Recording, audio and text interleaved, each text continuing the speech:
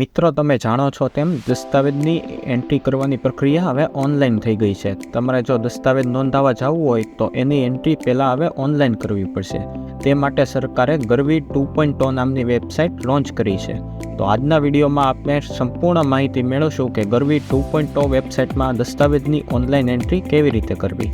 તે માટે સૌપ્રથમ તમારે તમારા બ્રાઉઝરમાં ગરવી 2.0ની વેબસાઇટ ઓપન કરી લેવાની છે. તમારે પ્રથમ વેબસાઇટ ઉપર ક્લિક કરવાનું છે. ત્યારબાદ નીચે સ્ક્રોલ કરશો તો તમને સિટીઝનના ઓપ્શન ઉપર રજિસ્ટરનો ઓપ્શન જોવા મળશે. તે રજિસ્ટરના ઓપ્શન ઉપર તમારે ક્લિક કરવાનું રહેશે. ત્યારબાદ તમે જો ઇન્ડિવિજ્યુઅલ વ્યક્તિ હો તો તમારે એનું એકાઉન્ટ બનાવવાનું, એડવોકેટ હો તો એનું એકાઉન્ટ બનાવવાનું રહેશે, કોઈ ડીડ રાઇટર હોય તો એનું એકાઉન્ટ બનાવવાનું રહેશે. આપણે ઇન્ડિવિજ્યુઅલ વ્યક્તિમાં અત્યારે એકાઉન્ટ બનાવીએ છીએ. સૌપ્રથમ તમારે તમારું પ્રથમ નામ, તમારા ફાધર અથવા પતિનું નામ, તમારું અટક, તમારું સરનામું, તમારી ઈમેલ આઈડી, તમારો મોબાઈલ નંબર, ત્યારબાદ તમારું આઈડી પ્રૂફ એક સિલેક્ટ કરવાનું રહેશે, જેમ કે આધાર કાર્ડનો નંબર દાખલ કરવાનો રહેશે. ત્યારબાદ તમારું યુઝર નેમ સેટ કરવાનું રહેશે, જેનાથી તમે લોગિન કરી શકો.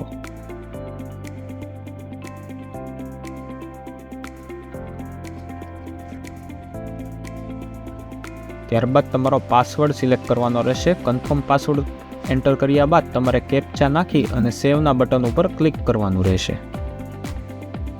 ત્યારબાદ તમે હોમ પેજ ઉપર આવશો તો લોગિનનો ઓપ્શન જોવા મળશે, ત્યાં તમારે ક્લિક કરવાનું રહેશે. ત્યારબાદ તમે યુઝરનેમ સેટ કર્યું હોય યુઝરનેમ નાખવાનું છે, પાસવર્ડ નાખવાનો છે, ત્યારબાદ કેપ્ચા નાખી અને લોગિનના બટન ઉપર ક્લિક કરવાનું છે. ત્યારબાદ તમને 4 ઓપ્શન જોવા મળશે: પ્રી રજિસ્ટ્રેશન ડોક્યુમેન્ટ, પછી તમારી દાખલ થયેલી એપ્લિકેશન, ખૂટતી રજિસ્ટ્રેશન ફીની એપ્લિકેશન અને ખૂટતી સ્ટેમ્પ ડ્યુટીની એપ્લિકેશન. આપણે દસ્તાવેજની નોંધણી કરવા પહેલા ઓપ્શન ઉપર ક્લિક કરવાનું રહેશે. ત્યારબાદ ન્યૂ રજિસ્ટ્રેશન એપ્લિકેશનમાં ક્લિક કરી અને તમને અમુક સૂચનાઓ જે આપેલી છે તે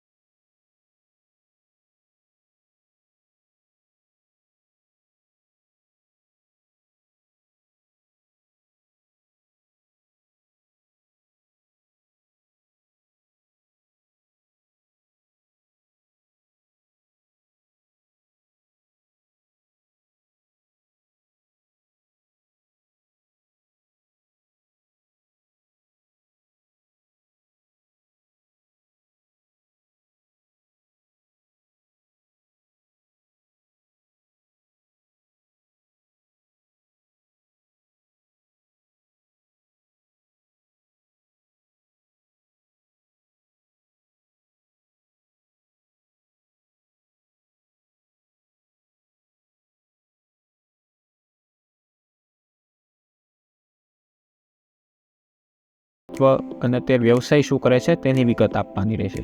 ત્યારબાદ તેનો આધાર કાર્ડ નંબર દાખલ કરવાનો રહેશે. જો તમારો દસ્તાવેજ 10 લાખથી ઉપર હોય તો તમારે પાન કાર્ડ દેવું જરૂરી છે, અને ન હોય તો તમારે જરૂરી નથી. તે સિલેક્ટ કરી અને આધાર કાર્ડ નંબર સિલેક્ટ કરવાનો રહેશે. ત્યારબાદ આધાર કાર્ડનો નંબર નાખી અને સાચવો ઉપર ક્લિક કરવાનું રહેશે. ત્યારબાદ તમારે દસ્તાવેજમાં ખરીદનારની વિગત દાખલ કરવાની રહેશે. તેમાં વેચનારની જેમ જ તેનો અનુક્રમ નંબર 1 આપી વ્યક્તિનો પ્રકાર સિલેક્ટ કરવાનો રહેશે. જો ખરીદનારમાં કોઈ કંપની હોય તો તમારે કંપનીનો ઓપ્શન સિલેક્ટ કરવાનો. કોઈ સિંગલ વ્યક્તિ હોય તો વ્યક્તિનો ઓપ્શન સિલેક્ટ કરી તેનું પ્રથમ નામ, તેના પિતા, પતિ અથવા માતાનું નામ, તેની અટક, મોબાઈલ નંબર, ઉંમર, તેનું આખું સરનામું, તેના ગામનું નામ, ત્યારબાદ તેનું રાજ્ય, જિલ્લો, તાલુકો અને પિનકોડ નંબર નાખવાનો રહેશે. ત્યારબાદ તેનો ધર્મ, જાતિ, નાગરિકત્વ અને વ્યવસાય સિલેક્ટ કરવાનો રહેશે. ત્યારબાદ તેનો આધાર કાર્ડ નંબર નાખી અને પાન કાર્ડ જરૂરી હોય તો દાખલ કરવાનું છે, નહીંતર નીચેના આધાર કાર્ડના ઓપ્શન જઈ અને આધાર કાર્ડ નંબર દાખલ કરવાનો રહેશે. ત્યારબાદ સાચવાના બટન ઉપર ક્લિક કરવાનું રહેશે. ત્યારબાદ તમારે સાક્ષીની વિગત એન્ટર કરવાની છે.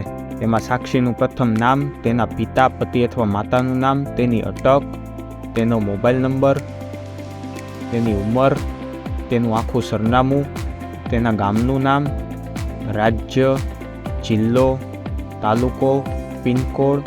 ત્યારબાદ આઈડીના પુરાવામાં આધાર કાર્ડ સિલેક્ટ કરી અને તેનો નંબર નાખવાનો રહેશે. તમે બીજું કાંઈ પ્રૂફ હોય તો એ પણ એન્ટર કરી શકો છો. ત્યારબાદ સાચવોના બટન ઉપર ક્લિક કરવાનું રહેશે. ત્યારબાદ ન્યૂ ઉપર ક્લિક કરી અને બીજા સાક્ષીની વિગત પણ આપવાની રહેશે. આપણે અગાઉ 2 નંબર નાખ્યા હતા, સાક્ષી આપણા દસ્તાવેજમાં 2 છે. તે રીતે સાક્ષી 2ની વિગત આમાં નાખવાની રહેશે. તેમાં પણ પહેલાં સાક્ષીની જેમ પ્રથમ નામ, તેના પિતા, પતિ, માતાનું નામ, તેની અટક, મોબાઈલ નંબર, તેનું સરનામું, આઈડીના પુરાવામાં આધાર કાર્ડ નંબર નાખી અને સાચવોના બટન ઉપર ક્લિક કરવાનું રહેશે. ત્યારબાદ તમને બધા નામ એકકારે જોવા મળશે. તમારે તમામ નામમાં એકવાર ચેક કરવાનું છે. જો કાંઈ ભૂલ હોય નામમાં, મોબાઈલ નંબરમાં, અટકમાં, તો તમે હજી સુધારો કરી શકો છો. જો કાંઈ પણ ભૂલ ન હોય તો તમારે આગળ જાઓના બટન ઉપર સિલેક્ટ કરવાનું રહેશે. ત્યારબાદ તમારે મિલકતનો પ્રકાર પસંદ કરવાનો રહેશે. જેમ કે મિલકત ખેતીની છે કે બિનખેતી છે. આપણે અત્યારે ખેતીની જમીનનું વેચાણ કરવા માંગીએ છીએ તો ખેતી ઉપર ટિક કરશું. ત્યારબાદ તે જમીન કયા જિલ્લામાં આવેલી છે તે સિલેક્ટ કરવાનું છે. આપણે અમરેલી જિલ્લો સિલેક્ટ કરશું. ત્યારબાદ તાલુકો તમારે પસંદ કરવાનો રહેશે. તમારી જમીન કયા તાલુકામાં આવેલી છે. ત્યારબાદ તમારી જમીન કયા ગામમાં આવેલી છે તે ગામનું નામ સિલેક્ટ કરવાનું રહેશે.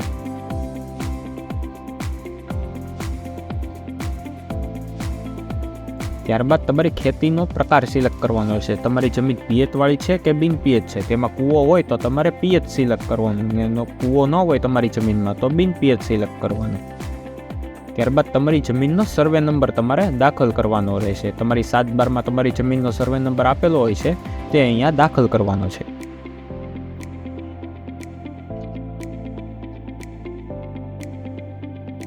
ત્યારબાદ બીજા તમામ ખાના તમારે ખાલી રહેવા દેવાના છે. તેમાં તમારે કાંઈ પણ એન્ટર કરવાનું નથી. ત્યારબાદ તમારી કુલ જમીનનો વેચાણ પાત્ર વિસ્તાર સિલેક્ટ કરવાનો છે. તમારી 7/12માં કેટલી જમીન લખાય છે તેમાંથી કેટલી તમે વેચવા માંગો છો તે તમારો વિસ્તાર સિલેક્ટ કરવાનો છે. આપણે 10 વીઘા વેચવા માંગીએ છીએ, તેથી અહીંયા 1/6188 લખી અને આગળ વધશું. ત્યારબાદ તમારી મિલકતનું પોસ્ટલ સરનામું, એટલે કયા ગામમાં આવેલી છે તે ગામનું નામ નાખી દેવાનું છે.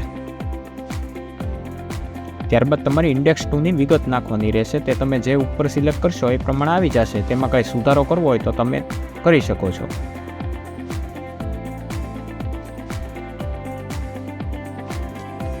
ત્યારબાદ તમારે સાચવોના બટન ઉપર ક્લિક કરવાનું રહેશે. મિત્રો, તમે અહીંયા સુધી વિડીયો જોયો છે અને આ માહિતી પસંદ આવી હોય તો આ વિડીયોને લાઇક અને શેર જરૂર કરજો, અને આવી માહિતી મેળવવા ચેનલને સબસ્ક્રાઇબ કરજો. ત્યારબાદ આગળ જાઓના ઓપ્શન ઉપર સિલેક્ટ કરવાનું છે. આ પણ એકવાર તમારે વેરીફાઈ કરી લેવાનું છે. ત્યારબાદ તમારે સબ રજિસ્ટર કચેરી પસંદ કરવાની રહેશે. આપણે SRO રાજુલા આવશે તે પસંદ કરી અને સાચવો ઉપર ક્લિક કરશું. ત્યારબાદ તમારે ત્યાં દસ્તાવેજ રજૂ કરનાર પાર્ટીનું નામ સિલેક્ટ કરવાનું છે. ત્યાં દસ્તાવેજ રજૂ કોણ કરશે તેનું નામ સિલેક્ટ કરી, વેચનાર અથવા લેનાર કોણ રજૂ કરશે તે નામ સિલેક્ટ કરી તેનું ઈમેલ આઈડી એન્ટર કરવાનું રહેશે. ત્યારબાદ દસ્તાવેજ રજૂ કરનાર પક્ષકાર સાચું ઉપર ક્લિક કરી અને આગળ ઓપ્શન ઉપર ક્લિક કરવાનું રહેશે. ત્યારબાદ તમારે ઈ પેમેન્ટ ચૂકવણી એટલે રજિસ્ટ્રેશન ફીની ચૂકવણી કોણ કરશે તેના ઉપર ક્લિક કરવાનું છે. સામાન્ય રીતે ખરીદનાર સિલેક્ટ કરતા હોય છે, ફી ચૂકવણી કરતા હોય છે, તો તેનું નામ સિલેક્ટ કરી અને આગળના ઓપ્શન ઉપર ક્લિક કરવાનું રહેશે.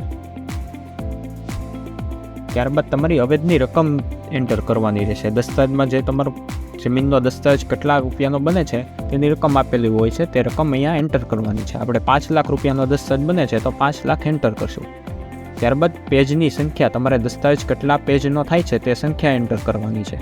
ત્યારબાદ આ એન્ડોર્સમેન્ટની સંખ્યામાં તમારે 5 થી 6 પાના લઈ લેવાના છે. ત્યારબાદ સ્ટેમ્પ ડ્યુટી જો તમારે વધઘટ થતી હોય તો તમે મેન્યુઅલી પણ એન્ટર કરી શકો છો અહીંયા. ત્યારબાદ નોંધણી ફી ઓટોમેટિક કેલ્ક્યુલેટ થઈ જશે. જો ખરીદનાર લેડીઝ હોય તો તેને ફી માફી મળે છે, તો તમારે યસ ઉપર ક્લિક કરી અને વુમન એક્ઝેપ્શનમાં ક્લિક કરવાનું રહેશે. અને લેડીઝ ન હોય તો તમારે નો ઉપર ક્લિક રહેવા દેવાનું છે. ત્યારબાદ તમારે સાચવોના બટન ઉપર ક્લિક કરવાનું રહેશે. ત્યારબાદ તમારે પેમેન્ટ ગેટવે સિલેક્ટ કરવાનો રહેશે. તમે કોઈ પણ ગેટવે સિલેક્ટ કરી શકો છો. ત્યારબાદ ફીનો પ્રકાર પસંદ કરવાનો રહેશે. તમે નોંધણી ફી ભરવા માંગો છો કે સ્ટેમ્પ ડ્યુટી? આપણે અત્યારે નોંધણી ફી ભરવા માંગીએ છીએ. તે ઓપ્શન સિલેક્ટ કરી અને સાચવોના બટન ઉપર ક્લિક કરવાનું રહેશે. ત્યારબાદ તમારે ટિક કરી શરતો અને નિયમોમાં બટન ઉપર અને તમે હજી એકવાર પક્ષકારની ચકાસણી કરી શકો છો. અને જો કંઈ ચકાસણી ન કરવી હોય તો કન્ફર્મ ઉપર ક્લિક કરવાનું રહેશે. ત્યારબાદ તમને પેમેન્ટ ગેટવે જોવા મળશે. તમે કોઈ પણ ઓપ્શન સિલેક્ટ કરી અને તમારું પેમેન્ટ કરી શકો છો. Credit card, debit card, UPI તમામ પેમેન્ટ અહીંયા ઓપ્શન અવેલેબલ છે. પેમેન્ટ થઈ ગયા બાદ તમને અપોઇન્ટમેન્ટનો ઓપ્શન જોવા મળશે. તમે અપોઇન્ટમેન્ટ તમારી સિલેક્ટ કરી, તમારી જે કાંઈ ડેટ આવતી હોય તે તમને અહીંયા બતાવશે. તમે તે સિલેક્ટ કરી અને અપોઇન્ટમેન્ટ લઈ શકો છો. આ રીતે તમારી દસ્તાવેજની ઓનલાઈન એન્ટ્રીની પ્રક્રિયા અહીંયા પૂર્ણ થાય છે.